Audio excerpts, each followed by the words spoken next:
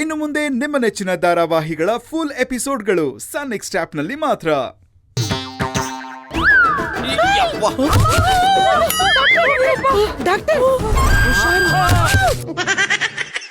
ಹೀಗ್ಯಾಕ್ರಿ ಬಿದ್ರಿ? ನೀವು ಬಿದ್ದಾಗ ಜಾಗ ಇರ್ಲಿಲ್ವಲ್ಲ, ಅದಕ್ಕೆ ನೀವು ಎದ್ ಮೇಲೆ ಬಿದ್ದೆ. ಡಾಕ್ಟ್ರೇ ಆರಾಮಾಗಿದ್ದೀರಾ ತಾನೆ? ನಮ್ ಗುಲಾಬಿನ ಚೆನ್ನಾಗಿ ಚೆಕಪ್ ಮಾಡಿದ್ರಾ? ಬಂದಿರೋದೇ ಅದಕ್ಕಂತೆ. ನೀನೇನ್ ಹೇಳೋದು ಚೆಕಪ್ ಮಾಡಿದ್ರ ಇಲ್ಲ ಅಂತ? ಅದಕ್ಕೆ ನಿಮ್ಮನ್ನ ಒಳಗಡೆ ಬಿಟ್ಟಿಲ್ಲ ನಾನು.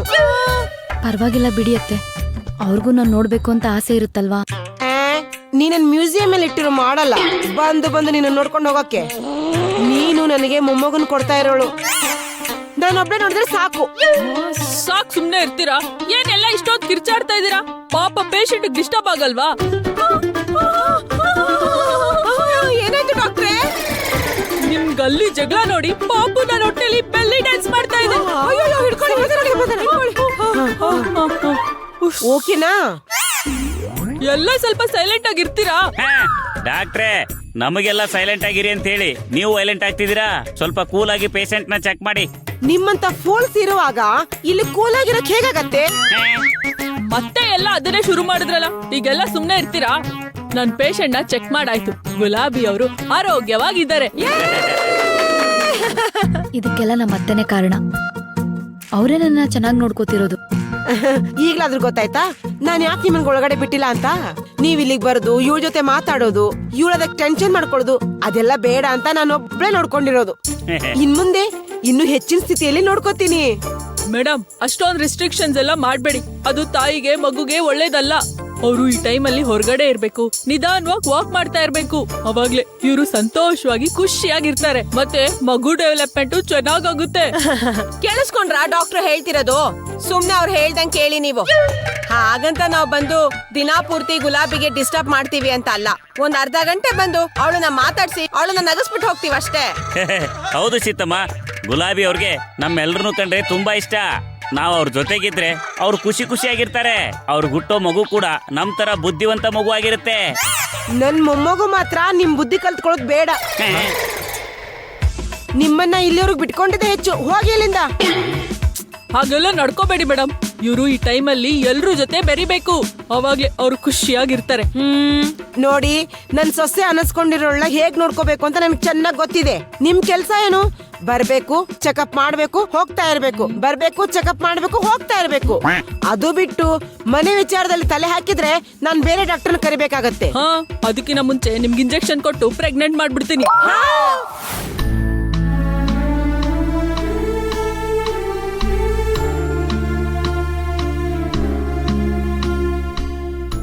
ಏನು ಹಿಂಗಾಯ್ತು? ನನ್ನ ತಾಯಿ ಅಂತ ಗೊತ್ತಾದಾಗಿಂದ ಅತ್ತೆ ನನ್ನ ತುಂಬಾ ಹಚ್ಕೊಂಡಿದ್ದಾರೆ. ಇವ್ರು ನಿಜವಾಗ್ಲೂ ಹಚ್ಕೊಂಡಿದಾರೋ ಅಥವಾ ಬೇಕು ಅಂತ ಈ ರೀತಿ ಮಾಡ್ತಿದಾರೋ ಅಂತೂ ಗೊತ್ತಾಗ್ತಿಲ್ವಲ್ಲ. ಬಟ್ ನನ್ನ ಮೇಲೆ ಕಾಳಜಿ ಅಂತೂ ಜಾಸ್ತಿ ಆಗಿದೆ.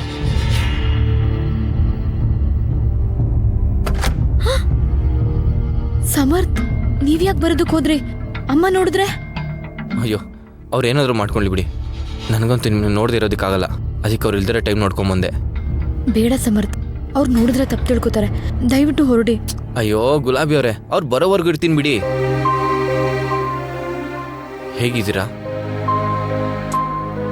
ನೋಡಿ, ಒಂದೇ ಮನೇಲಿದ್ರು ಹೇಗಿದ್ದೀರಾ ಅಂತ ಕೇಳೋ ಪರಿಸ್ಥಿತಿ ಬಂತು. ಇದನ್ನೆಲ್ಲ ನಾವೇ ಮಾಡ್ಕೊಂಡಿದ್ದು. ಅಮ್ಮ ಇಷ್ಟು ಬೇಗ ಬದಲಾಗ್ತಾರೆ ಅಂತ ನಂಗೆ ಗೊತ್ತಿರಲಿಲ್ಲ ಗುಲಾಬಿ ಅವರೇ. ಅವರಿಗೆ ನೀವು ತಾಯಿ ಆದ್ರೆ ಖುಷಿ ಆಗ್ತಾರೆ ಅಂತ ಅನ್ಕೊಂಡಿದ್ವಿ. ನೋಡಿದ್ರೆ ಈ ತರ ಆಗುತ್ತೆ ಅಂತ ನಮ್ಗೆಲ್ ಗೊತ್ತಿತ್ತು. ಆದ್ರೆ ನನ್ನ ಕೈಲಿ ಒಬ್ಳೆ ಇರೋದಕ್ಕಾಗ್ತಿಲ್ಲ ಸಮರ್ಥ್. 4 ಗೋಡೆಗಳ ಮಧ್ಯೆ ನಾನು ಯಾವತ್ತೂ ಇದ್ದೋಳೆ ಅಲ್ಲ. ಆದ್ರೆ ಇವಾಗ ಇರೋ ಹಾಗಾಗಿದೆ. ಅತ್ತೆಗೆ ಹೇಳಿದ್ರೆ ಅವ್ರು ಒಪ್ಕೊಳ್ಳೋದೇ ಇಲ್ಲ. 5 ತಿಂಗಳು ತುಂಬೋವರೆಗೂ ನೀನ್ ಹೀಗೆ ಇರ್ಬೇಕು ಅಂತ ಹೇಳ್ತಾರೆ. ಯೋಚನೆ ಮಾಡ್ಬೇಡಿ ಗುಲಾಬಿ ಅವರೇ, ಸ್ವಲ್ಪ ದಿವಸ ಅಡ್ಜಸ್ಟ್ ಮಾಡ್ಕೊಳ್ಳಿ. ಏನಾದ್ರೂ ಒಂದು ಪ್ಲಾನ್ ಮಾಡಿ ನೀವು ನಮ್ಮ ಜೊತೆ ಇರೋಂಗ್ ಮಾಡ್ತೀನಿ. I promise. ಅದಾಗಲ್ಲ ಸಮರ್ಥ್. ಅತ್ತೆಗೆ ಮಗು ಮೇಲೆ ಪ್ರೀತಿ ಬಂದಿದೆ. ನನ್ನ ಹತ್ರ ಕೋಪದಲ್ಲಿ ಮಾತಾಡಲ್ಲ, ಓಕೆ. ಆದ್ರೆ ಈ ರೂಮಲ್ಲಿ ಕೂಡ ಹಾಕ್ದಾಗ ಮಾಡ್ತಿದಾರಲ್ಲ, ಅದ್ ಯಾಕೆ ಅಂತ ಗೊತ್ತಾಗ್ತಿಲ್ಲ. ತಾಯಿ ಆದ್ರೆ ಈ ತರ ಎಲ್ಲ ಇರ್ಬೇಕಾ? ನಾನು ಎಲ್ಲೂ ಕೇಳೇ ಇಲ್ಲ. ನೋಡಿ, ನೀವು ತಲೆ ಕೆಡ್ಸ್ಕೊಬಿಡಿ. ನಾನು ಆಗಾಗ ಈ ರೀತಿ ಬಂದು ನಿಮ್ಮನ್ನ ಮಾತಾಡ್ಸ್ಕೊಂಡು ಹೋಗ್ತೀನಿ. ಹಾಗ್ ಮಾಡೋದಕ್ಕೆ ನಾನ್ ಬಿಡ್ಬೇಕಲ್ಲ? ಅಲ್ಲ ಕಣೋ, ಈ ರೂಮಿಗೆ ಬರ್ಬೇಡ ಅಂತ ಹೇಳಿದ್ರು ಕೂಡ ನನ್ನ ಮಾತ್ ಮೀರಿ ಮತ್ತೆ ಬಂದಿದ್ಯಾ? ಹೋಗೋ ಇಲ್ಲಿಂದ. ಅಮ್ಮ, ನಾನು ಅವ್ರ ಗಂಡ ಅಮ್ಮ. ಅವ್ರ ಜೊತೆ ನಾನಿಲ್ಲದೆ ಇನ್ಯಾರು ಇರ್ತಾರಮ್ಮ? ನನಗೂ ನನ್ನ ಮಗು ಅಂತ ಆಸೆ ಇರುತ್ತೆ ತಾನೇ? ನಿನ್ನ ಆಸೆಗಳನ್ನೆಲ್ಲ ಸ್ವಲ್ಪ ದಿನ ಮೂಟೆ ಕಟ್ಟಿ ಆಚೆ ಇಡು. ಸದ್ಯಕ್ಕೆ ನಾನೇನ್ ಹೇಳ್ತೀನಿ ಅದನ್ನ ಮಾತ್ರ ಕೇಳು. ಅತ್ತೆ ಪರವಾಗಿಲ್ಲ ಬಿಡಿ, ಅವ್ರು ನನ್ನ ಹತ್ರ ಸ್ವಲ್ಪ ಮಾತಾಡೋದಕ್ಕೆ ಬಂದ್ರು ಅಷ್ಟೇ. ಹಾ, ಇಷ್ಟ ದಿನ ಮಾತಾಡೋದಕ್ಕೆ ಬಿಟ್ಟಿದ್ದಕ್ಕೆ ತಾನೇ ಇವತ್ತು ನಿನ್ನ ಕಾಯಿಸ್ತಿದ್ದೆ ನನಗೆ ಬಂದಿರೋದು. ಇವನು ಹೀಗ್ ಮಾಡ್ತಾನೆ ಅಂತ ನನಗೆ ಮೊದಲೇ ಗೊತ್ತಿದ್ದಿದ್ರೆ ಮೈಸೂರಿಂದ ಇಲ್ಲಿಗೆ ಇವನು ಬರೋದಕ್ಕೆ ಬಿಡ್ತಿರ್ಲಿಲ್ಲ ನಾನು. ನನ್ನ ಮಾನ ಮರ್ಯಾದೆ ಕಳೆದಕ್ಕಿಂತ ಹುಟ್ಟಿದ್ದಾನೆ ಅಂತ ಅನ್ಸತ್ತೆ ಇವನು. ಅಮ್ಮ ಯಾಕಮ್ಮ ಹೀಗೆಲ್ಲ ಮಾತಾಡ್ತಿದ್ಯಾ? ಅವತ್ತು ನಾ ಮಾಡಿರೋ ತಪ್ಪಿಂದನೇ ಇವತ್ತು ನೀನು ಗುಲಾಬಿನ ಪ್ರೀತಿಯಿಂದ ನೋಡ್ಕೋತಿರೋದು. ಇಷ್ಟು ದಿನ ನೀನು ಹೇಗಿದ್ದಮ್ಮ, ಇವಾಗ ಹೇಗಾಗಿದ್ಯಾ ಅಂತ ಗೊತ್ತಾಗ್ತಿದ್ಯಾ? ಅಮ್ಮ ನಿನ್ನ ಕಾಳಜಿ ನಂಗೆ ಅರ್ಥ ಆಗುತ್ತೆ, ಆದರೆ ಅದು ಅತಿ ಆಯಿತು ಅಂದರೆ ಎಲ್ರೂ ಮನ್ಸಿಗೂ ನೋವಾಗುತ್ತಮ್ಮ. ಪ್ಲೀಸ್ ಅಮ್ಮ, ಎಲ್ರೂ ಮೊದಲಿನ ಥರ ಇರೋದಕ್ಕೆ ಬಿಟ್ಬಿಡು. ನಮ್ಮಿಂದ ಯಾವ ತೊಂದರೆನೂ ಆಗಲ್ಲ. ನೋಡು, ಈ ಬೂಟಾಟಿಕೆ ಮಾತೆಲ್ಲ ನನ್ನ ಹತ್ರ ಬೇಡ ಕಣೋ. ನಾನೇ ನಿನ್ನನ್ನ ಇಲ್ಲಿಂದ ಹೊರಗಡೆ ಹಾಕೋಕ್ಕಿಂತ ಮೊದಲು ನೀನಾಗೆ ನೀನು ಹೋಗ್ತಾ ಇರು. ಅತ್ತೆ ಅವ್ರು ನನ್ನ ಗಂಡ, ನನ್ನ ಹತ್ರ ಮಾತಾಡೋದ್ರಲ್ಲಿ ತಪ್ಪೇನಿದೆ? ನೀವು ಈ ರೀತಿ ನಡ್ಕೊಂಡ್ರೆ ಅವ್ರಿಗೆ ಬೇಜಾರಾಗಲ್ವಾ? ಬೇಜಾರಾದ್ರೆ ನನಗೇನಾಗೋದಿದೆ? ಸರಿ, ನಾನು ನಿನ್ನ ನೋಡ್ಕೊಳ್ಳೋದು ನಿನಗಿಷ್ಟ ಇಲ್ಲ ಅಂತ ಹೇಳ್ಬಿಡು. ಇವತ್ತೇ ನಾನು ಮೈಸೂರು ಹೋಗ್ಬಿಡ್ತೀನಿ. ಬೇಡ ಅತ್ತೆ, ನಿಮ್ಮ ಮಗ ಇರುವಾಗ ನೀವು ಯಾಕೆ ಅಲ್ಲೆಲ್ಲ ಹೋಗ್ಬೇಕು? ಸಮರ್ಥವ್ರೆ ಪ್ಲೀಸ್, ಇನ್ನು ಸ್ವಲ್ಪ ದಿವಸ ನಾವು ದೂರನೇ ಇದ್ಬಿಡೋಣ. ದಯವಿಟ್ಟು ಹೊರಡಿ.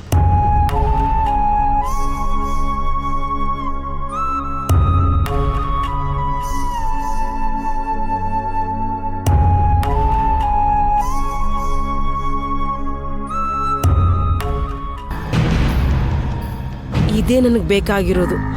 ಯಾಕಾದ್ರೂ ಮಗು ಮಾಡ್ಕೊಂಡು ಅಂತ ಕೊರಗಬೇಕು. ಹಾಗೆ ಮಾಡ್ತೀನಿ. ನೀವಿಬ್ರು ಎಷ್ಟು ಬೇಗ ದೂರ ಆಗ್ತಿರೋ ಅಷ್ಟು ಒಳ್ಳೇದು ನನಗೆ. ಗುಲಾಬಿ ನೋಡಿದ್ರೆ ಕೆಂಡ ತುಳ್ದಂಗ್ ಆಡ್ತಾ ಇದ್ರು. ಈಗ ಅದೇ ಕೆಂಡನ ಸೆರ್ಗಲಿಟ್ಕೊಂಡು ಓಡಾಡ್ತಾ ಇದ್ದಾರೆ. ಇವ್ರು ಇಷ್ಟು ಬೇಗ ಇಷ್ಟೊಂದು ಬದಲಾಗ್ತಾರೆ ಅಂತ ನಾನ್ ಅನ್ಕೊಂಡಿರ್ಲಿಲ್ಲಪ್ಪ. ಮಾಲಿನಿ ಮೇಡಮ್ ಅವರೇ, ಇದು ಬದಲಾವಣೆನೋ ಅಥವಾ ಬದಲಾಗಿರೋರ್ ತರ ನಾಟಕ ಮಾಡ್ತಿದಾರೋ ಒಂದು ಗೊತ್ತಾಗ್ತಿಲ್ಲ. ಊಸರು ಒಳ್ಳೇನ್ ಬೇಕಾದ್ರೆ ನಂಬೋದು, ನಮ್ ಸೀತಮ್ಮನ್ ನಂಬಕ್ಕಾಗಲ್ಲ. ಯಾಕ್ರಿ ಹಾಗೆ ಹೇಳ್ತೀರಾ? ಅವ್ರ ಸೊಸೆ ಮೇಲೆ ಅವ್ರ ಕಾಳಜಿ ತೋರ್ಸೋದು ಹೇಗ್ ತಪ್ಪಾಗತ್ತೆ? ಕಾಳಜಿ ತೋರಿಸ್ಲಿ ಅಮ್ಮಿ, ನಾವು ಬೇಡ ಅನ್ನಲ್ಲ. ಆದ್ರೆ ಗುಲಾಬಿ ಅವ್ರನ್ನ ನಮ್ಮಿಂದ ಯಾಕೆ ದೂರ ಮಾಡ್ತಿದ್ದಾರೆ? ಇದನ್ನೆಲ್ಲ ನೋಡ್ತಿದ್ರೆ ನನಗೆ ಸಿಕ್ಕಾಪಟ್ಟೆ ಕೋಪ ಬರ್ತಾ ಇದೆ. ಗುಲಾಬಿ ಅವ್ರ ತಾಯಿ ಆಗ್ತಿಲ್ಲ, ಇದೆಲ್ಲ ನಾವು ಮಾಡ್ತಿರೋ ನಾಟಕ ಅಂತ ಅವ್ರ ಹತ್ರ ಹೋಗಿ ಹೇಳ್ಬೇಕು ಅನಿಸ್ತಾ ಇದೆ. ಅವ್ರಿಗೂ ಬೇಕಾಗಿರೋದು ಅದೇ ಅಲ್ವಾ ಗೌಡ್ರೆ?